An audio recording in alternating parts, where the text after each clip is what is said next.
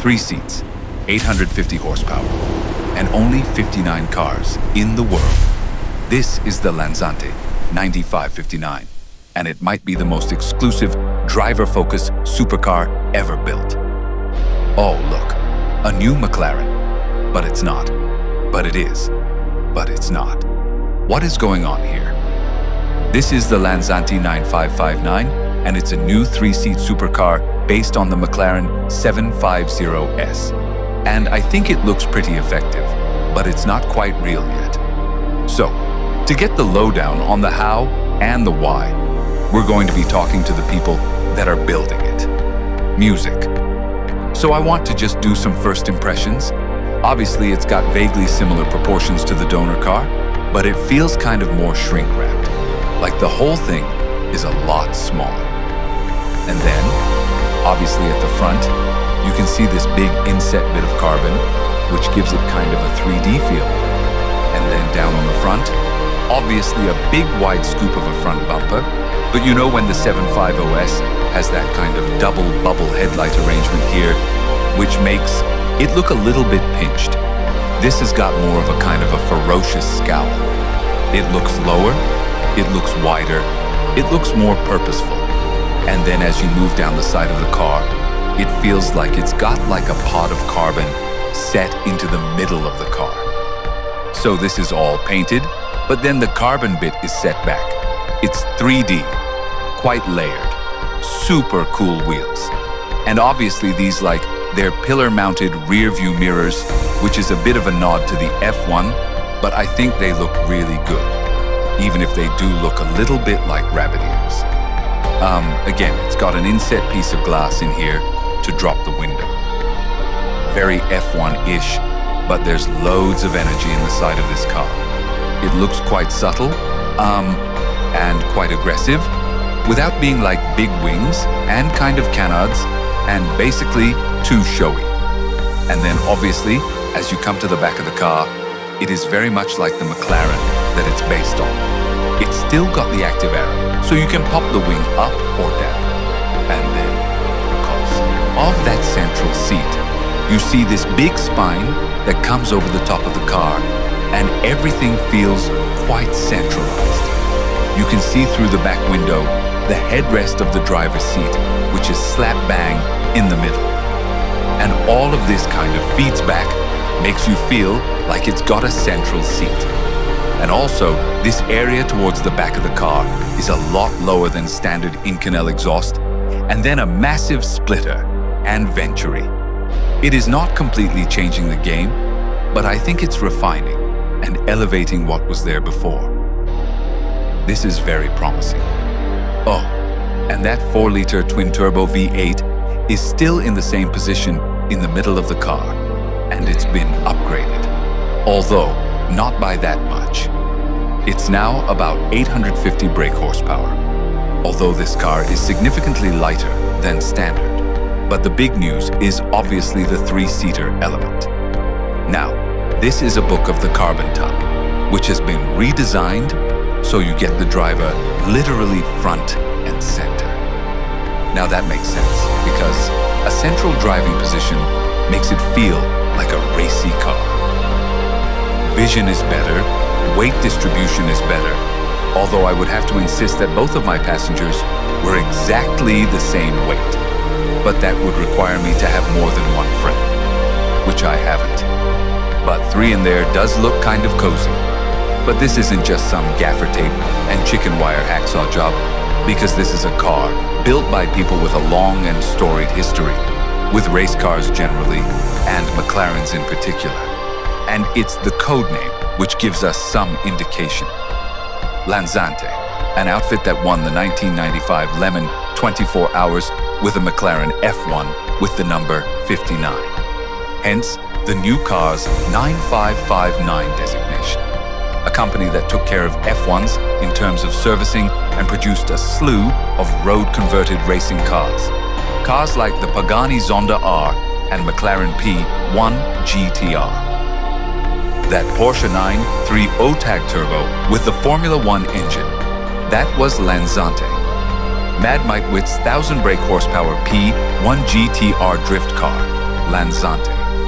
The P1 Spider, Lanzante. You get the idea. They're even in the process of working out how to road legalize Red Bull's RB17, which is a bit more complicated than just sticking on some windscreen wipers. But you get the point. Lanzante are the go-to people when you want to radically alter something worth more than your entire existence. So, I thought I'd ask some questions of the man who should know. This is Dean Lanzante, and this is his baby. Hello, Jean. Hi there. How you doing? Good. I wanted to have a quick word with you because obviously there's a bit of mythology around three-seat sports cars and the McLaren F1, and this car bears your name. But there's a bit of a deeper connection between Lanzante and the F1, isn't there? Absolutely. What is that? We got to run the car that ended up winning Lemon 30 years ago, which was an F1 GTR. Yeah. And obviously it's based off a three-seater car, and in fact in '95 it was very close to a road variant as well. Yeah. So that's how it all kind of started. And were you involved in that? I was. So I was much younger at that point, like 5 years old. I was 21, and I was refueling, and you were the fuel man on a lemon car at 21. I was. I think they were desperate. We were desperate. There's a bit of trust there. But you've been involved with like three-seaters, F1s, the whole way through. Yeah. And you've been racing with them, and now you're making this kind of car. What makes you want to do it? Firstly, what makes it cool? It is an unrivaled experience, sitting in the center of the car.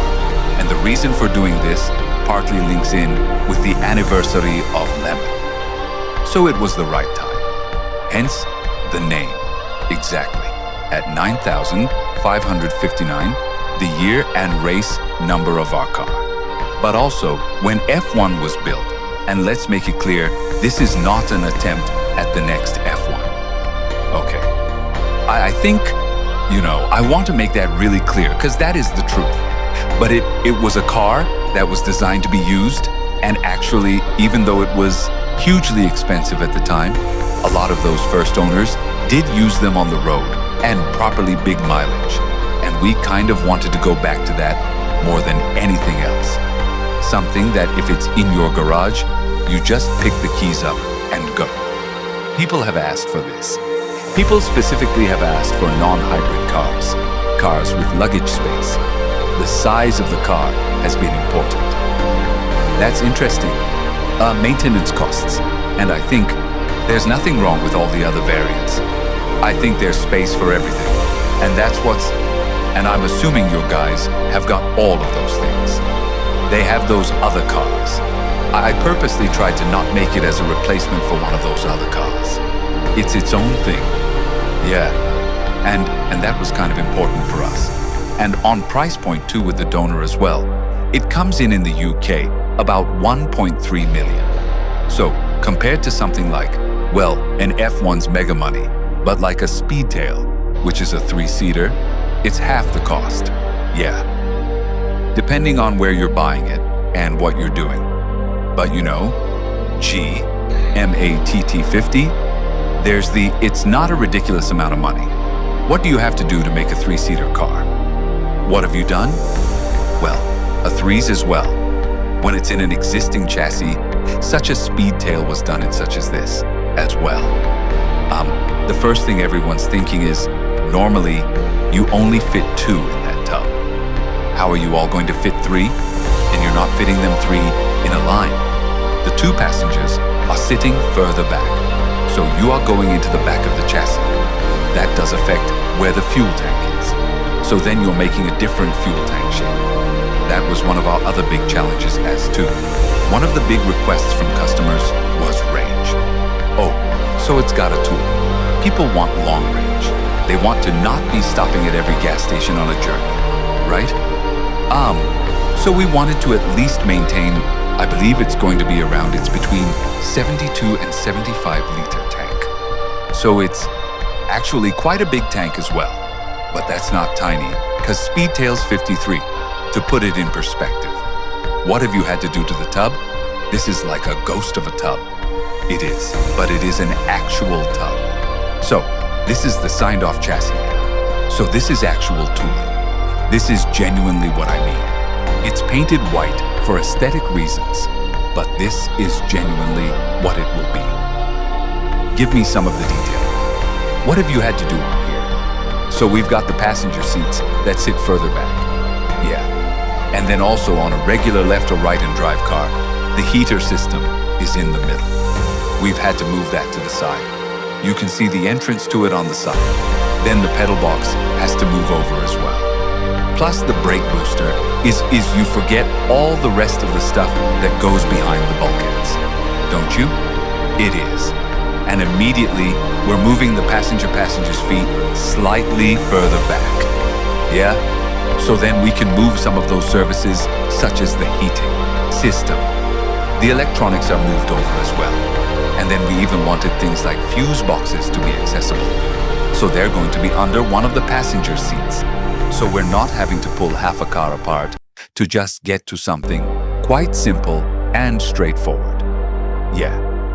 So it's back into the fuel zone area. Bespoke fuel tech. This actual chassis works well because it has quite a large opening on the top of the door, so you can get into it more than you.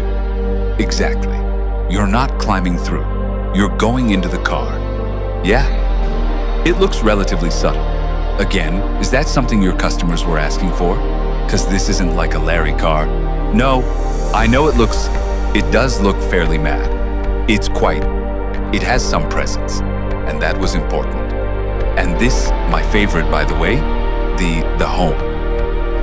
Well, again, this was something loved off of. This was an option on F1, was to have high. It's just, and again, these people, they own Valkyries, they own these amazing cars, but it has to be something different. This had to be something that you could leave outside a restaurant. You could leave at a hotel. I mean, you could genuinely go away for a weekend. You could use this on a tour because this has still got the luggage capacity in the nose. It does. So the whole front opens up as an entire front clamp. Yeah. We didn't want any brakes in the bodywork. It only actually has 6. For what you're seeing painted, there's only 6 panels. There's a nose, 2 door cards, 2 rear wings, and the air-aft foil. Oh, wow. So there's very little panels. It's all in an internal skin. And then you've got luggage space. Even the engine, though, isn't ridiculous tune, is it? This is what, 850 horsepower. Just over 850 horsepower. It's 250 kilos. So that's a big thing for no hybrid and no batteries. And 1,250 kilos is very light these days. It is. So what's it supposed to make me feel? Like what's your favorite bit about this car? Because this feels like something that people have asked you for. It is. It's still expensive. Don't get me wrong. But it's supposed to give the sensation of central driving, being focused on driver in an accessible way. Anyone who buys this has got cars. They've got a collection of cars. We know that. But I'm confident enough that if you had 10 cars in your garage and you had to choose a set of keys, I'm pretty confident you'll pick this 9 times out of 10. But once Dean had his engineering sorted, he needed someone to help make it not look like a 7.5 OS with merry-go-round seating. So he called in Paul House, a chap who's had quite a lot to do with very fast, very special McLarens in the past. Hey, Paul. Hey, how you doing? I'm all right, thanks. How are you? Yeah, very well, thanks. Here with your new design, your new car. Now, you've been around these kind of things before, so you were involved in the P1, the 7.2 OS, so this is a familiar thing. Is this an extension of that work, or is this something entirely new? I'd say, yeah, you could say yes, because there was a design philosophy that I helped develop. It's more than a design language, or like a design trend. Yeah, you know, it really is like, sounds a bit weird, but it is like a philosophy, you know, of aerodynamics of, sculptural forms, organic forms with tension. And it's something that I really, really believe in the feature in the bonnet. That came fairly early, all different shapes and sizes, but we wanted to definitely link the interior and the exterior. Again, it's continuing that philosophy of, beautiful sculptural surfaces sort of draped over technical aerodynamics features. So everything that's carbon is to do with the aerodynamics of the car. And the beautiful body sort of draped over it. But there's an unbroken line from the nose body side through into the rear bumper. So there's so many cars out there now that there's not a continuous line. There's breaks in it, or it's all like aggression just doesn't do it for me. The big advantage through the body side was we're able to use really super high-tech race radiators that are bespoke, they're sculpted to the shape of the car. There's a lot of elements on the car where we've been able to elevate the form. So if you stand at the back, you'll see all the lines all come around from the canopy or from the sort of center bar and the gimsel, everything, all the rail lines. Everything culminates in this sort of jet fighter exhaust, which is in the same position as a donut car. So you're not because that feels a lot lower to low. Yeah. So is everything shrink wrapped? Everything's shrink wrapped. Yeah. There's a lot load of re-engineering gone on in this zone. A lot of it was about getting air out the back. For this, we've got a direct feed from the back of the radiator out the back of the car. So it's chimneying it. Yeah. In my view, in my eyes, this is like my expression of what an exciting, invigorating car should look like. And I kind of want people to get pumped about it. Yeah. So, and I want Dean to be pumped about it as well. So hopefully he is. But you've not used the easy tricks. The easy tricks will be to put a massive wing on it and a really scrapey splitter. Yeah. So it's you can do that in Alphas, can't you? Yeah. True. But down here, why does it feel so so the bone line is, yeah. So the bone line's super low. Most cars. The sort of waistline. Bone line's up here somewhere. Yeah.